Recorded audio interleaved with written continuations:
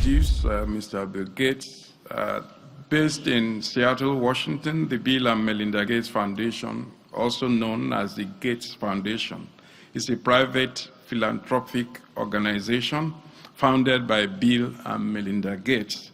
It was launched in 2000 and is reputed to be the largest private foundation in the US. The primary aim of the foundation are globally to enhance healthcare and reduce extreme poverty, and in America to expand educational opportunities and access to information technology. The foundation has endowed and supported a broad range of social, health, and educational developments around the world, including in Nigeria. It is currently collaborating with the Dangote Foundation and several other governmental and non-governmental agencies on developmental issues across Nigeria. My pleasure to introduce Mr. Bill Gates.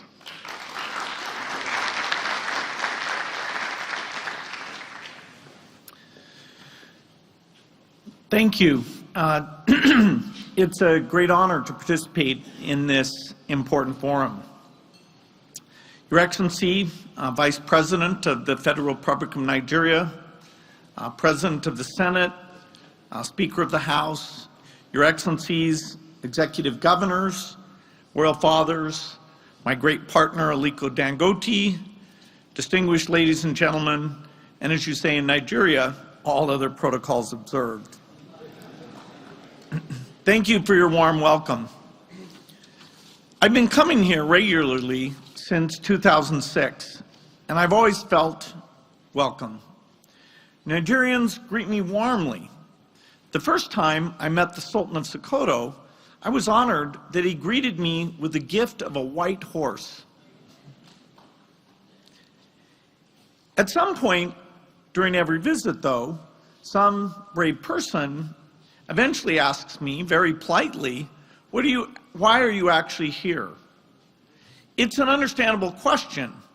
Most American technologists don't wander around Nigeria learning about its health system. But I think I have a good answer. When Microsoft was started 40 years ago, I wanted to build a successful business, but I also wanted to make people's lives better. I believed computers could revolutionize the way people lived and worked. But back then, only big companies could afford them. I wanted to give access to everyone. As I got older and traveled more and learned about the world, I realized that billions of people had problems that computers couldn't solve. They lacked the basics of a good life: food, shelter, health, education, and opportunity. And so I started my second career with my wife, Melinda. With the money I'd been lucky enough to earn at Microsoft, we started working toward a different goal: a healthy and productive life for everyone. That's why I come to Nigeria, and that's why Melinda and I will continue coming for as long as we can. Our foundation's biggest office in Africa is here. We've already committed over $1.6 billion in Nigeria so far. And in partnership with the government, we plan to increase our work here. We have a strong relationship across the board at the federal level, state level, businesses, NGOs, and civil society organizations. We're eager to support you as you work to make Nigeria a global economic powerhouse that provides opportunity for all its citizens. I'm impressed how much Nigeria has changed in the past decade. One example is the technology sector. The energy I talked about during the early days of Microsoft, our passion and our willingness to take risks, that same energy now powers technology hubs across Nigeria like Co-Creation and Inspire. The novelist Chimamanda Adichie, whom my wife especially admires, captured the country spirit when she said her fellow Nigerians have big dreams and big ambitions. The line graph of Nigeria's per capita GDP shows where those dreams and ambitions can lead. With the exception of the recent recession, the slope goes up. As a result of this growth, Nigeria is now the biggest economy on the continent. You're rapidly approaching middle-income status like Brazil, China, and Mexico. But growth is not inevitable. Nigeria has unmatched economic potential, but what becomes of that potential depends on the choices you make as Nigeria's leaders. The most important choice you can make is to maximize your greatest resource, the Nigerian people. Nigeria will thrive when every Nigerian is able to thrive. If you invest in their health, education, and opportunities, the human capital that we're talking about today, then that will lay the foundation for sustained prosperity.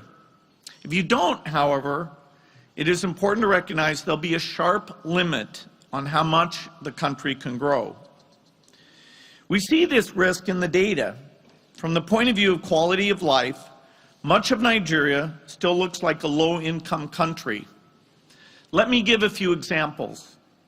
In middle-income countries, the average life expectancy is 75 years. In lower middle income, it's 68. In low-income countries, it's 62. In Nigeria, it's lower still, just 53 years. Nigeria is one of the most dangerous places in the world to give birth, with the fourth worst maternal mortality rate in the world, ahead of only Sierra Leone, Central African Republic, and Chad. 1 in 3 Nigerian children is chronically malnourished.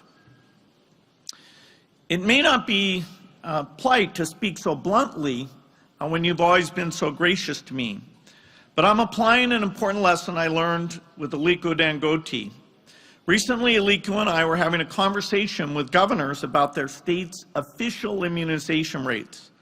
Aliko's way of stressing the importance of accurate data was to tell us, I didn't get successful by pretending to sell bags of cement I didn't have.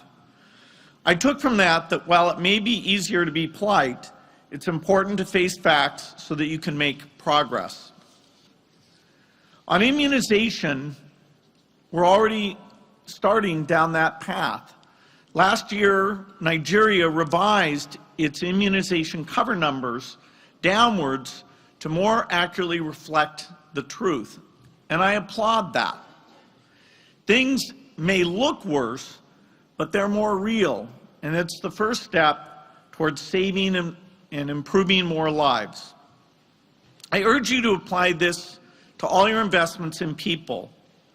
The Nigerian government's Economic Recovery and Growth Plan identifies investing in our people as one of 3 strategic objectives. But the execution priorities don't fully reflect people's needs. Prioritizing physical capital over human capital with a very limited government budget.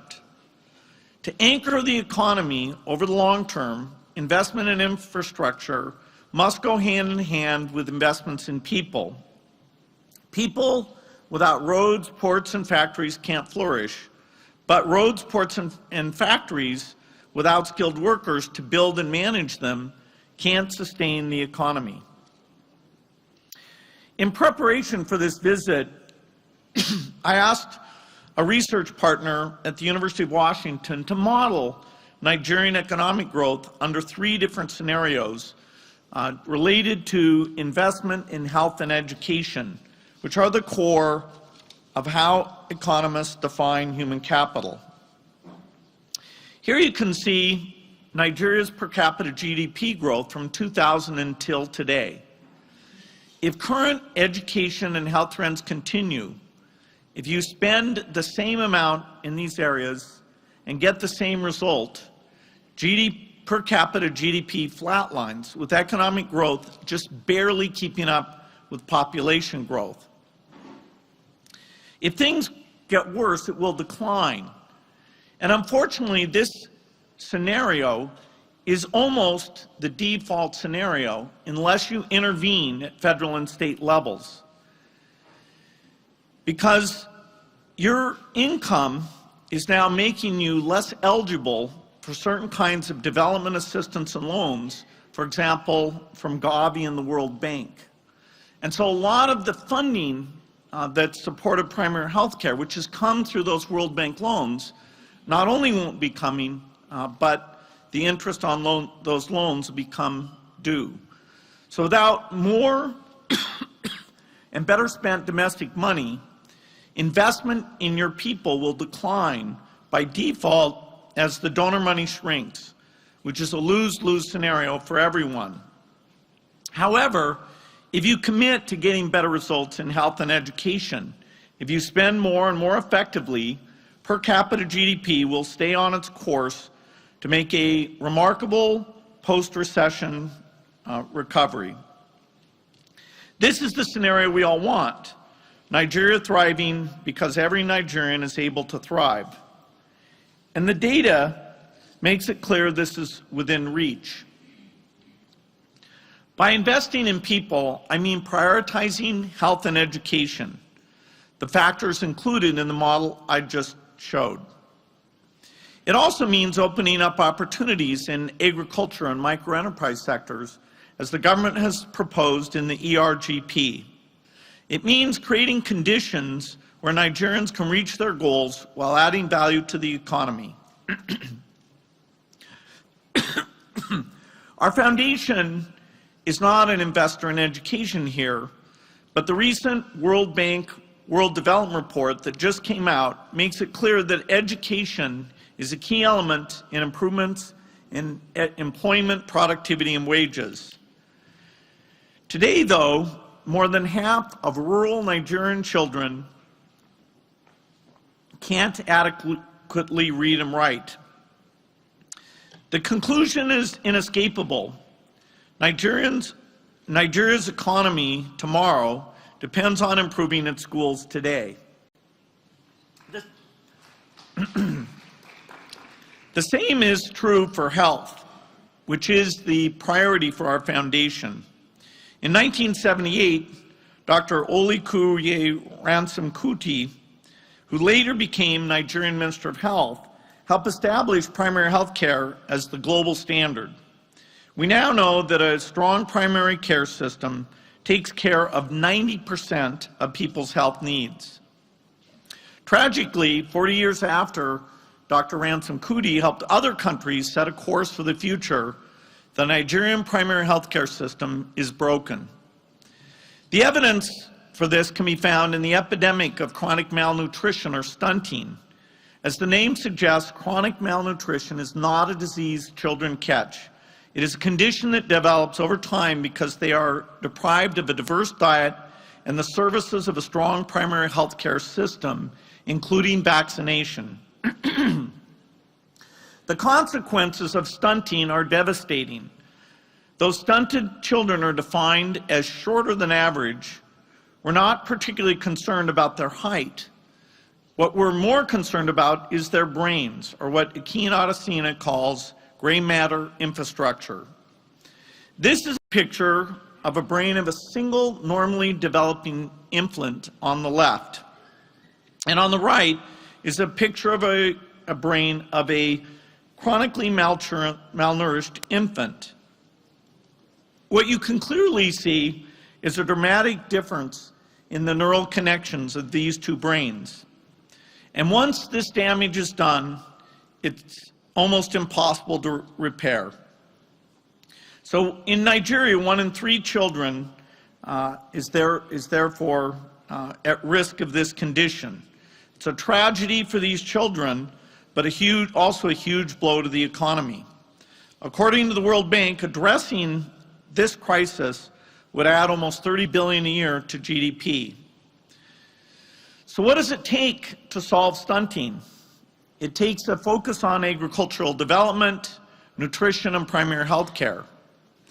A functioning primary health care system has 6 features: adequate funding, good facilities in the right places, skilled and dedicated health workers, ample stocks of equipment and medicines, patients who know about the system and know to use it, and a mechanism for collecting data to constantly improve the quality.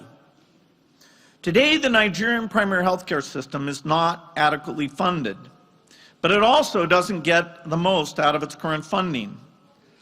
I want to reemphasize the last point about data. More transparency would lead to more accountability, which would strengthen governance and management and would improve quality across the board. I visited a health clinic in Bodinga LGA in Sokoto yesterday, and it reminded me why this work is so important. I'd like to encourage all of you to visit a health center in the next month. I think you'll see how the system can be improved and how much good that can achieve. I know Nigeria can do this because I've seen what you can accomplish when you meet health challenges head on. As many of you know, our foundation has been a key partner in the fight against polio. As you can see in this graph, the hard work of hundreds of thousands of local leaders and health workers since the turn of the millennium has paid off. Nigeria has not had a case of wild polio virus in more than a year. But the graph also shows that you've reported 0 cases before, only to learn that the disease was still circulating in pockets hidden by insecurity. It would be catastrophic for us to let our guard down. We're on the verge of eliminating this disease for once and for all. I believe, because I've seen the work in the field, including yesterday, that you will do what it takes to end polio in Nigeria. We will be here working side by side with you as you do this. Although health is our primary area of expertise, it's not the only area we work in. And it's not the only thing I mean when I say Nigeria can invest in its people. Healthy people need opportunities to thrive. One of the most important areas is agriculture, the sector that nourishes Nigerians and supports half the population, especially the poorest. This is a pillar of your economy. It accounts for a large portion of GDP, and during the oil price collapse and recession, it helped cushion the economy. But it still has a lot of potential for growth. The majority of Nigerian smallholder farmers lack access to the seeds, fertilizer, and training they need to be more productive. And they lack access to markets they need to fully profit from their labor. The government is taking steps to fill these gaps with both more investment and a series of policies to encourage private sector investment. The reforms lay the foundation for a growing agricultural sector that can feed the country, reduce malnutrition, and lift up tens of millions of smallholder farmers. I urge you to build on this work. Another barrier that continues to prevent smallholders from thriving is their lack of access to finance. Like good roads, finance connects farmers to opportunity, yet only 4% of Nigerian farmers currently have loans to grow their business. In a country where 3/4 of the people have mobile phones, digital financial services can provide a solution. In fact, digital finance offers the potential to boost the economy from top to bottom. Right now, more than 50 million Nigerian adults are at the whim of chance in the informal economy. With access to digital financial tools, they will be able to cope better with disasters that threaten to wipe them out. They'll be able to build assets and a credit history and gradually lift themselves out of poverty. This would have a huge impact. Of the 37 million micro, small, and medium enterprises in Nigeria, more than 99% are micro. Their lack of access to finance is a leading reason why they can't grow. With digital payments, savings, and credit, they'll finally have the resources to plan for the future. According to the best estimates, digital financial services could add 12% increase to Nigerian GDP by 2025. That's even more than the contribution of oil to the GDP. So it's a phenomenal opportunity to get the regulatory policies in place and get banks and mobile phone companies offering these digital services as we've seen in other countries, for example, in Kenya. There's another benefit to digital financial services that is fairly critical.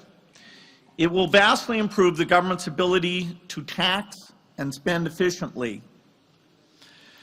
Let me pause to be clear that I'm confident the one thing you've been thinking as I've been talking is that while you would like to spend more on health and nutrition and education and agriculture, you don't have the money to do all these things. I appreciate that you can only spend essentially what you raise. Nigerian government revenue as a percentage of GDP is by far the lowest in the world at 6%. That makes investing in people impossible. The next lowest country, Bangladesh, collects 10% of GDP. If you got up to their level, that would provide an extra $18 billion to budget. Obviously, I think you'll aim higher than that, but it gives you an idea of the scale of the opportunity. We want to support you in your work to mobilize more resources to invest in the country. That's why we're working with the Nigeria Governors Forum to help states track internally generated revenue. Ultimately, raising revenue to invest in growth will require delivering on the government's commitments to the Nigerian people and convincing them that they will get a return on those taxes. Right now, the situation is what you might call a low equilibrium. In return for low levels of service, people pay low levels of tax. We hope to help you reach a higher equilibrium rooted in effective and transparent investments in people. This equilibrium would trigger a virtuous cycle. More government revenue would lead to more money to spend on health and education. Better health and education and investment in sectors like agriculture would lead to more productivity. That would lead to more prosperity, which leads to more investment, which then will generate more government revenue. And that is the virtuous cycle that would drive things forward. Triggering that cycle requires bold action. Action you have the power to take as leaders, governors, and ministers focused on Nigeria's futures. Nigerians are known around the world for their big dreams and big ambitions. Together with the Dangote Foundation, we will be here to help you achieve your dreams and ambitions. You have the support of the international community. The Nigerian private sector will continue to invest. We are eager to help, but we know we can't lead. You must lead. I believe in the grand vision of Nigeria's future. I believe in it because I've seen it.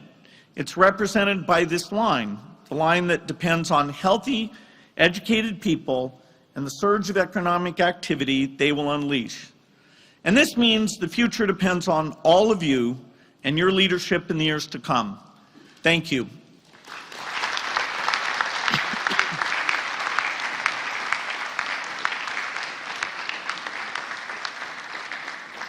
Thank you very much, Mr. Bill Gates, the